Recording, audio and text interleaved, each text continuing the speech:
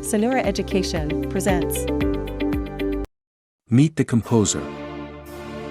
George Frideric Handel, 1685 to 1759. George Frideric Handel was born in the small German city of Halle in 1685. When he was still a child, Handel decided that he would be a musician when he grew up. But his father had other plans. He wanted his son to become a lawyer. At first, Handel's father, who didn't think much of music, ordered George to give up the notion of becoming a musician. But later on, he recognized his son's musical gifts and arranged for George to have the finest music teachers.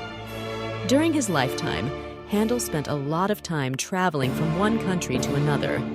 He finally settled in England, where he composed many pieces, including royal fireworks music, that are still favorites with concert audiences all over the world. Thank you for watching. With regards, Sanura Education.